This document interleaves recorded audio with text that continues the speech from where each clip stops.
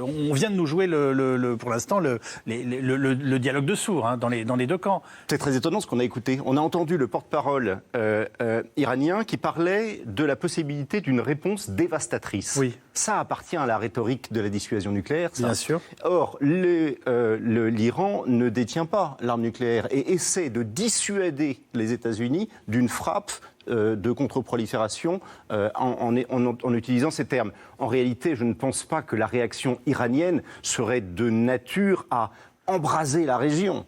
Et on est dans une montée des tensions avec une rhétorique qu'on a connue plusieurs fois depuis l'arrivée de Trump au pouvoir et qui, jusqu'à présent, est montée, puis est rebaissée en faisant des vagues. Comme ça, on est dans un haut de vague. Je vous ai vu dodeliner de la tête. Oui, c'est-à-dire que dévastatrice, c'est pas forcément une guerre nucléaire non plus.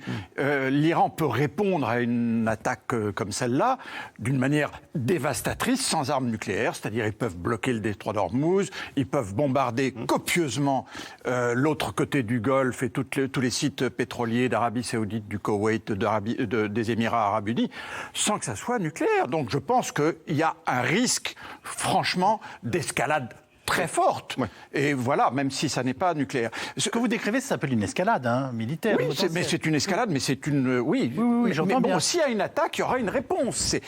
Il y a déjà eu quand même des attaques de la part de l'Iran sur l'Arabie Saoudite qui ont été fortes, mesurées, parce qu'on ne voulait pas non plus une escalade, mais on a montré qu'on était capable. Voilà. Donc on sait qu'ils sont capables de répondre. Général Trinquant. Oui, au-delà de la discussion en cercle fermé qui fuite de la Maison-Blanche et qui, pour une fois, ne donne lieu ni à un tweet, ni à un grand mouvement de manche devant... Vous avez raison de le remarquer. Bah oui. Il n'a pas tweeté « Aujourd'hui, j'ai décidé de ne pas frapper l'Iran ». Voilà, exactement. Moi, en tant que militaire, j'ai une grande confiance dans les militaires américains. Et les militaires américains ne veulent pas escalader. Et les militaires américains, c'est pas la première fois, sur d'autres sujets, même des sujets nationaux américains, se sont opposés au président. Et donc, je crois que le président... Oui, je vous écoute. Je trouve ça passionnant ce que vous êtes en train de nous dire. Dans un mois... imaginons-le de plus en plus déstabilisé et tournant en rond dans son bureau en Val. S'il veut organiser une frappe militaire d'une autre ampleur, est-ce que son état-major est capable de lui dire non ? Mais l'état-major... Si on estime que le président des États-Unis n'est plus dans son état normal, c'est quand même une question qu'on peut se poser depuis le début de la présidence Trump. Je vais essayer de ne pas être excessif, mais je trouve normal de se poser cette question. Alors plus, on les voit dans tous les films américains, mais il y a un moment où il faut aller au bout de la logique du fil rouge qu'on tire. Est-ce que l'état-major est capable de dire non ? En se réfugiant derrière le fait qu'il est au pouvoir encore pour un an, même si normalement il est censé exercer ses pleins pouvoirs jusqu'au dernier jour, c'est-à-dire jusqu'au 20 janvier. Non, mais même pas en faisant jouer ça. On a un exemple très précis. C'est au moment des Black Lives Matter, où le président américain a voulu déployer la troupe aux États-Unis, et l'état-major lui a dit non. Et n'a déployé personne. Et il y a eu même une prise de parole officielle du chef d'état-major des armées pour le dire, en disant c'est pas le rôle des troupes et nous ne voulons pas envenimer la situation aux États-Unis. Donc on a un exemple d'un blocage de l'état-major là-dessus. Je voudrais rappeler...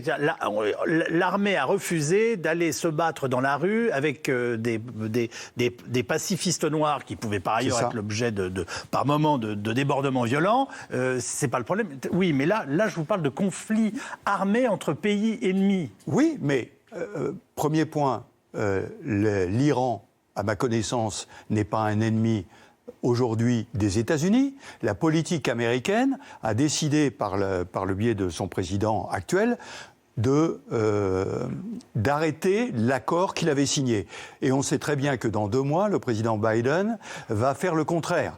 Donc, si vous voulez, l'armée est en bon droit de dire on ne va pas aller à l'escalade, comme vous dites, à l'escalade sur un sujet qui va être remis sur la table dans 1 mois et demi. C'est pas possible. Elle en a la capacité, au minimum, de ralentir les choses, vous voyez ce que je veux dire ? Mais c'est pour ça que je parle de la discussion en cercle clos à l'intérieur de la Maison-Blanche. Le président Trump, qui a beaucoup d'excès, mais sait bien jusqu'où il peut aller.